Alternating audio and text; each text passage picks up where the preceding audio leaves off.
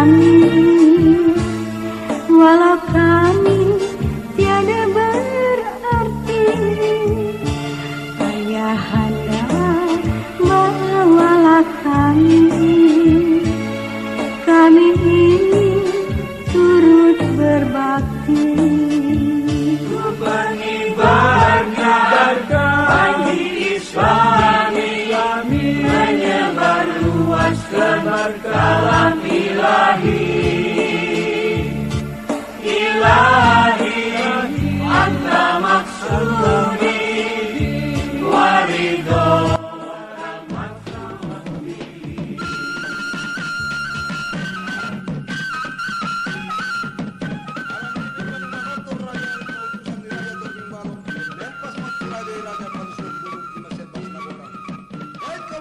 Tapanuli Selatan adalah suatu wilayah yang berada di Sumatera Utara, dekat dengan perbatasan Sumatera Barat. Pada umumnya masyarakat di sini berasal dari rumpun Batak Mandailing yang terdiri dari banyak marga. Diriwayatkan masyarakat Mandailing ini berasal dari Munda, yaitu sebuah daerah di India Tengah.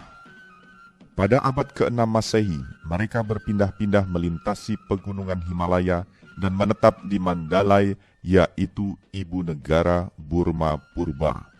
Kemudian mereka berpindah menyusuri semenanjung Malaya dan melintasi Selat Malaka sampai tiba di daerah Sumatera Utara.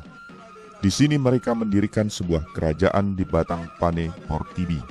Diduga peristiwa ini terjadi di akhir abad ke-6 Masehi. Dalam kitab Negara Kertagama dari Kerajaan Majapahit pada abad ke-14, disebutkan pula kisah keberadaan masyarakat Mandailing.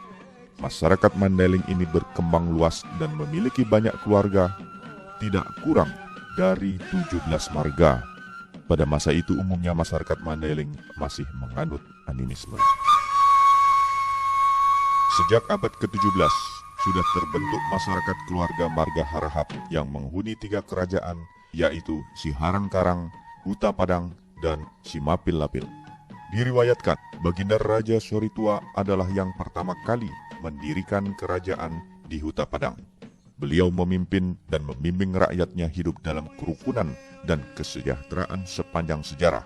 Banyak catatan sejarah maupun legenda yang menggambarkan kekeramatan, kedikjayaan, dan keistimewaan nenek moyang dalam garis vertikal dan horizontal silsilah turunan masyarakat ini.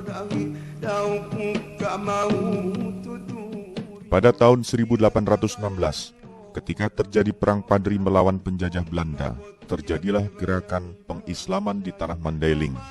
Banyak raja-raja Mandailing yang memeluk Islam dan menjadi pengikut Tuanku Imam Bonjol. Di antaranya adalah Raja Gandubang Porang, Baginda Sidursat, dan Patuan Maga. Sementara raja-raja Mandailing yang berada di tanah Melayu yang memeluk Islam di antaranya adalah Tuanku Tambusai, Raja Asal, Raja Laut, dan Sultan Naposo. Di antara para raja inilah ada yang menurunkan silsilah sampai kepada Yang Mulia Patuan Baliur Rahmat Shah, Profesor Dr. Haji Saidi Syekh Qadirun Yahya Muhammad Amin Al-Khalidi An-Naqsyabandi.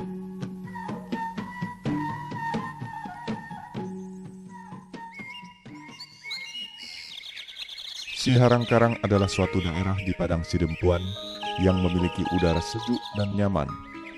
Disinilah asal mula leluhur Yang Mulia Patuan Baliur Rahmat Shah, Profesor Dr. Haji Saidi Syekh Qadirun Yahya Muhammad Amin Al-Khalidi An-Naqsyabandi sebelum dilahirkan pada tanggal 20 Juni 1917 di Pangkalan Berandan dengan nama Muhammad Amin dari seorang bapak bernama Sultan Sori Alam Abdullah Harahap dan ibu bernama Siti Daur Aminah Siregar. Kedua orang tuanya memiliki leluhur yang sangat religius dan bergelar bangsawan raja dan syekh yang sangat dihormati.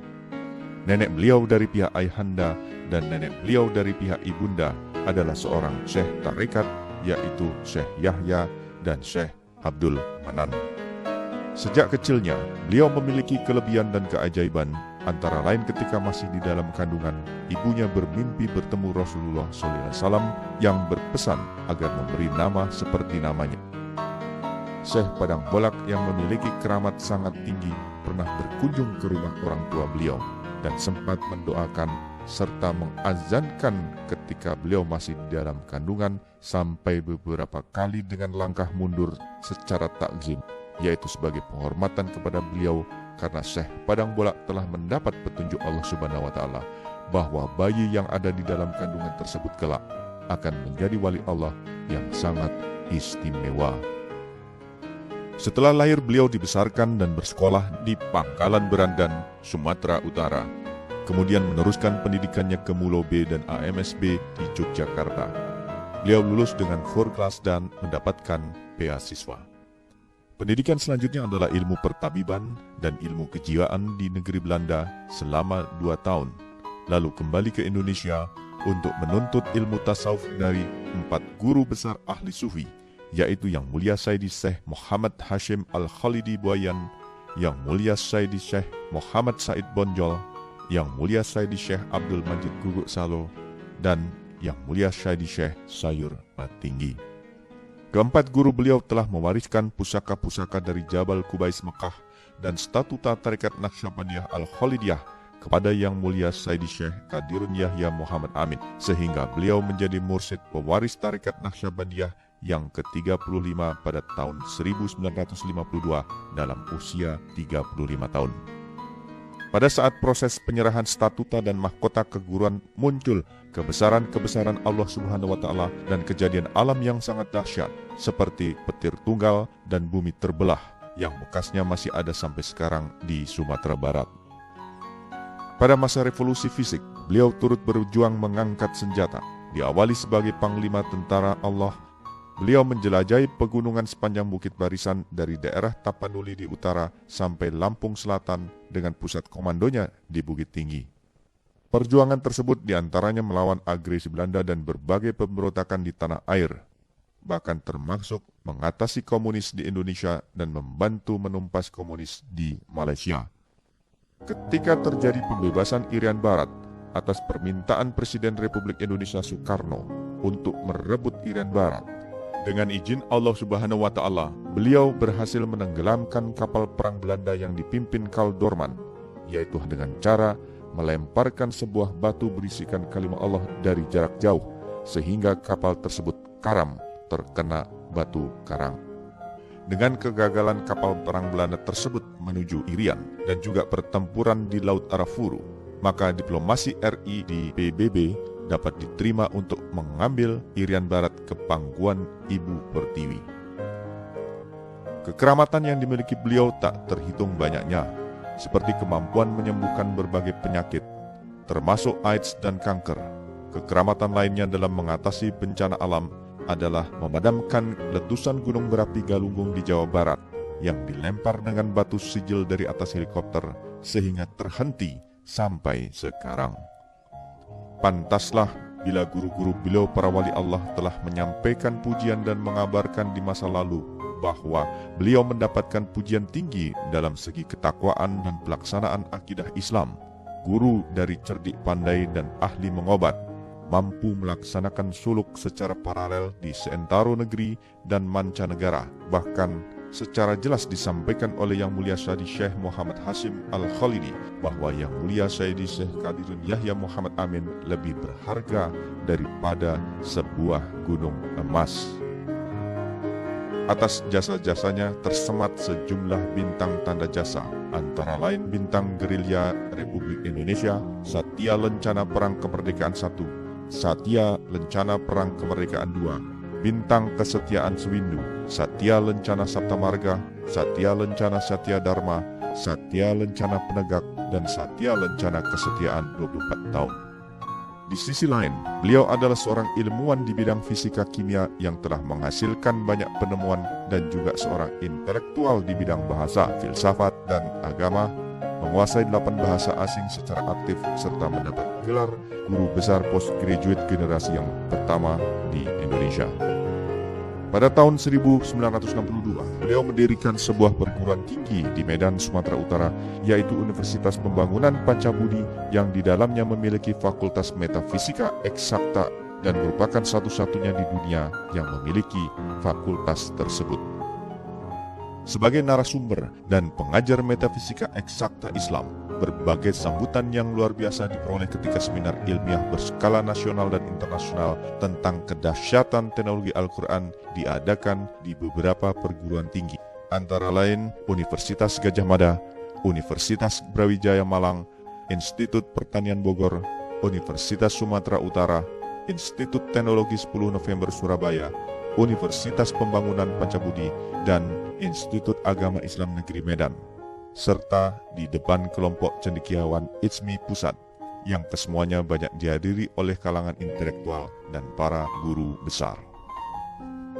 Jabatan yang pernah dipegang dan keanggotaan yang diikuti oleh beliau diantaranya adalah Rektor Universitas Pembangunan Pancaburi, anggota MPR, staf ahli Menko Kesra, penasihat Mabes Polri, penasihat Menteri Pertahanan Malaysia, Ketua Penanggulangan Narkotika seluruh Indonesia, anggota tim konsultasi agama-agama seluruh Indonesia, dan Ketua Cabang Sumatera sekaligus penasihat ITSMI Pusat dan Daerah Tingkat 1 Sumut, anggota Ilmuwan Internasional di Italia dan New Delhi, India, anggota Asian Law Association, Kepala Industri Perang se-Sumatera di masa Revolusi Kemerdekaan Indonesia, serta Angkatan 1945, dan dengan pangkat Brigadir Jenderal TNI Angkatan Darat. Dalam perjalanan sejarah ilmu kerohanian dan metafisika eksakta tasawuf Islam yang diajarkan beliau, yang di dalamnya terdapat teknologi Al-Quran, telah berhasil menunjukkan dalam teori dan praktek secara fakta, nyata dan realita, yaitu hukum-hukum kemenangan hidup yang absolut, yang tak terkalahkan di zaman perang dan di zaman damai, yang meliputi kehidupan di dunia dan akhirat, termasuk menghadapi kedahsyatan era teknologi dan informasi. Di dalamnya terdapat senjata yang maha ampuh, modal yang tiada habis-habisnya, bahkan mampu memadamkan api huru-hara yang sedang berkecamuk dalam kehidupan manusia. Yang mulia Sayyidi Syekh Qadirun Yahya Muhammad Amin adalah seorang ulama besar, ahli tasawuf sufi yang rendah hati, penuh welas asih, lembut tutur katanya, penyayang dan penyantun kepada kaum yang lemah, serta banyak menghidupi ribuan anak yatim. Beliau diangkat menjadi Raja Batak Mandailing dengan gelar tertinggi, yaitu sebagai Patuan Baliur Rahmat Syah pada tahun 1968. Dalam perjalanan hidupnya, dengan 650 surau yang tersebar di pelosok tanah air dan penjuru dunia, beliau demikian bergelora dengan dunia, namun semuanya semata-mata dipersembahkan kepada Allah Subhanahu wa Ta'ala demi meraih ridhonya. Berbagai sarana pendidikan, usaha dan industri yang menampung anak didik beliau dan masyarakat luas telah didirikan, diantaranya bidang pendidikan, perkebunan, peternakan, perkayuan, elektronika, travel berskala internasional, industri semir sepatu di luar negeri, dan pengelolaan air minum Amin Sam dengan teknologi khusus yang bisa menciptakan ozon. Kegiatan dalam lingkup yang lebih luas, beliau memberikan berbagai santunan, bantuan baik dalam masalah pengobatan bermacam-macam penyakit, menangani bencana alam, maupun dalam menjaga persatuan dan kesatuan serta keamanan Republik Indonesia. Bahkan yayasan beliau telah tercatat di UNDP, Perserikatan Bangsa-Bangsa, pada urutan yang ke-21.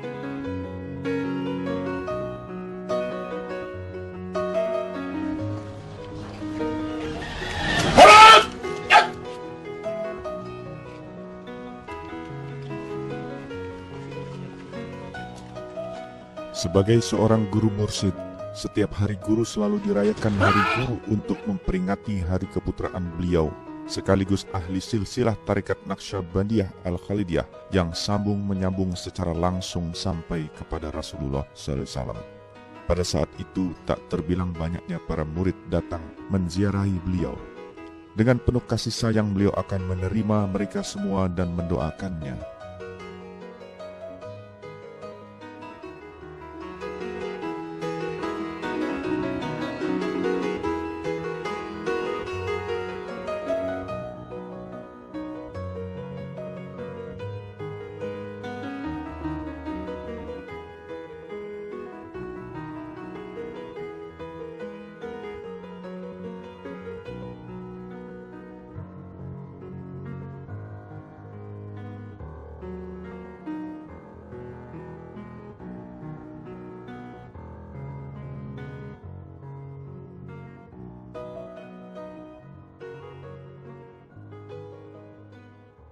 Di akhir hayatnya beliau berpesan kepada kita semua untuk menegakkan zikrullah di muka bumi agar selamat dunia akhirat.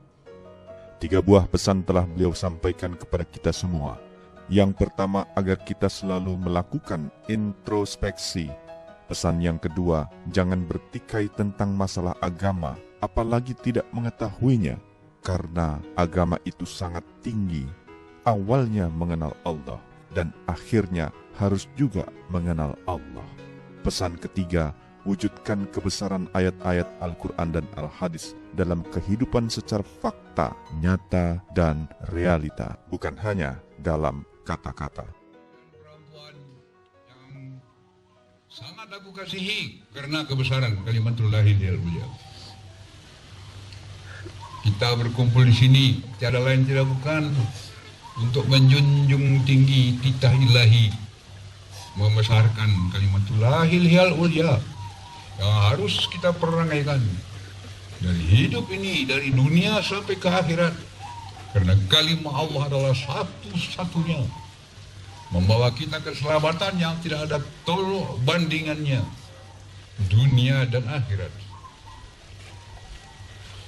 Pada hari ini aku memberikan pesan pada kita 3 buah pesan. Yang pertama, selalu kita menintrospeksi akan diri kita. Tahu kita hendak kemana tujuan, dari mana kita datang, dan kemana kita akan kembali. Kita menghormati, junjung tinggi akan ibu bapa kita yang menurunkan kita ke dunia ini, sehingga terpancar kita ke alam maya pada.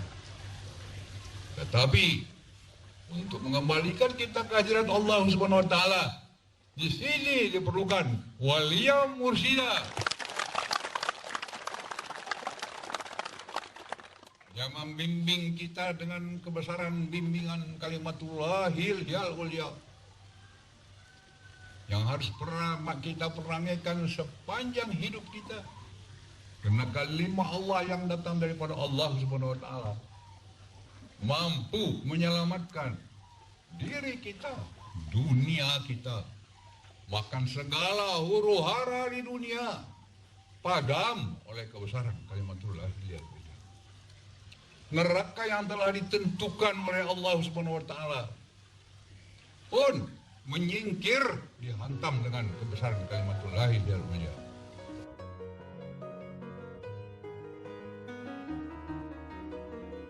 Pada Hari Guru tanggal 20 Juni tahun 1997, beliau telah mengumumkan di depan jamaah Tarekat Naqsyabandiyah Al-Khalidiyah yang hadir pada saat itu bahwa seluruh surau pimpinan beliau diserahkan seluruhnya kepada Yayasan Profesor Dr. Haji Qadirun Yahya, kecuali tempat tinggal beliau yang bukan surau di Batu Ginjing dan Arko. Dengan demikian, selanjutnya kepengurusan dan kepemilikan surau pimpinan beliau akan ditangani Yayasan Profesor Dr. Haji Qadirun Yahya yang bekerja sama dengan Badan Koordinasi Kesurauan. Sehubungan dengan hal-hal seperti atas, kami menyatakan bahwa semua tanah dan bangunan surau yang kami pimpin, yang walaupun surat tanda kepemilikannya atas nama pribadi kami, pada waktunya nanti tidak diwariskan pada ahli waris kami,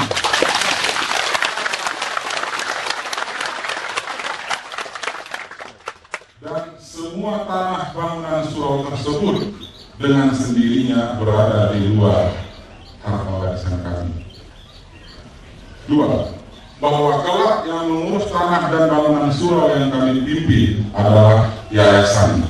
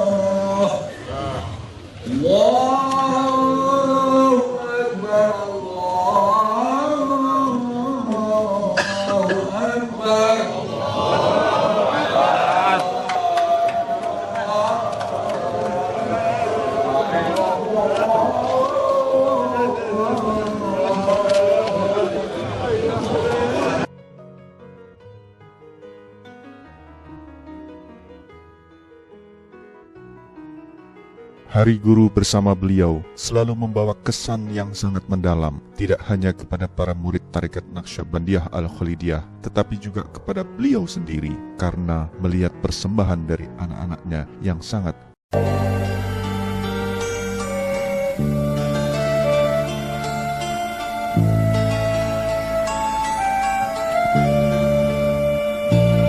Ayahanda sayangi kami, walau kami tiada berarti.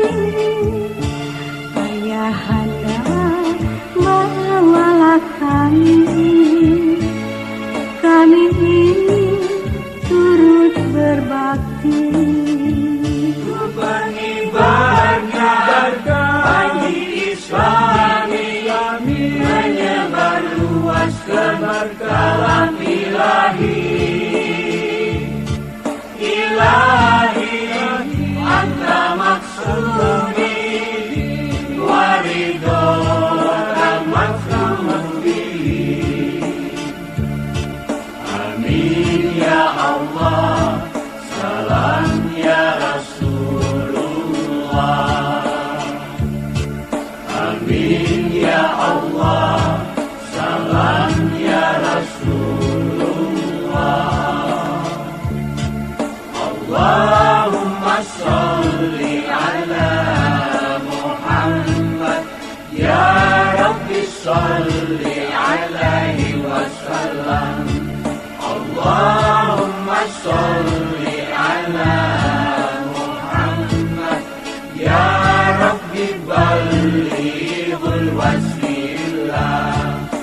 Allahumma salli ala Muhammad, ya Rabbi salli alaihi wasallam.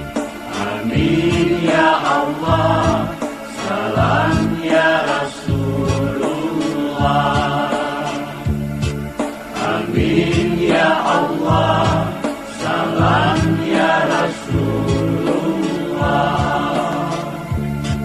Allahumma salli ala Muhammad, ya Rabbi salli alaihi wasallam.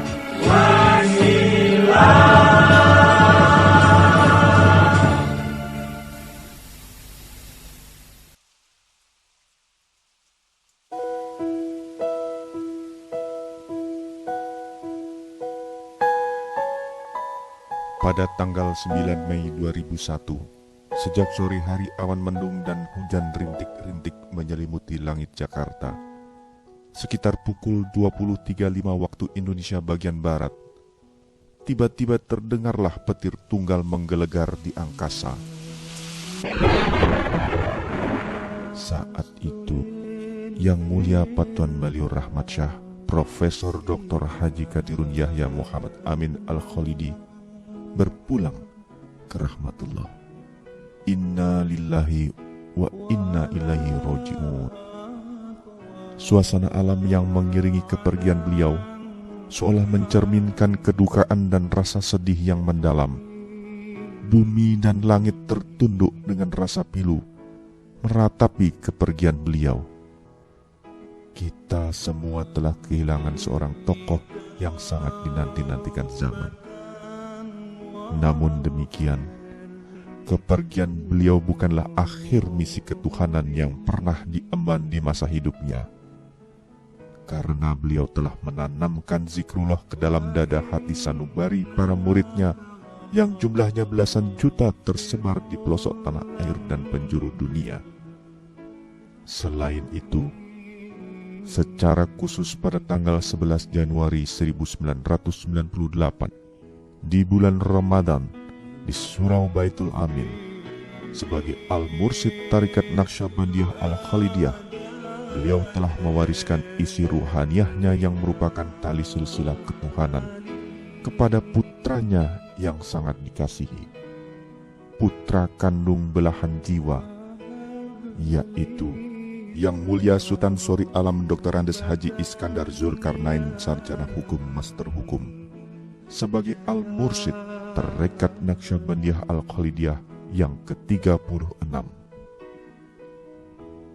Sumbangsih dan warisan Yang Mulia Patuan Beliau Rahmat Syah Profesor Dr. Haji Saidi Syekh Kadirun Yahya Muhammad Amin Al-Khalidi An-Naqsyabandi kepada agama Islam melalui pendekatan teknologi di abad modern ini telah menempatkan beliau sebagai seorang mujaddid atau pembaharu, suatu warisan yang memberikan solusi dan pencerahan yang dapat menerangi umat manusia di akhir zaman, khususnya bagi manusia yang hendak menemukan jalan ke hadirat Allah Subhanahu wa Ta'ala, manusia yang sangat mendambakan keselamatan, kedamaian hidup baik di dunia maupun di akhirat. Allahu Akbar, Allahu Akbar, Allahu Akbar, walillahil hamd.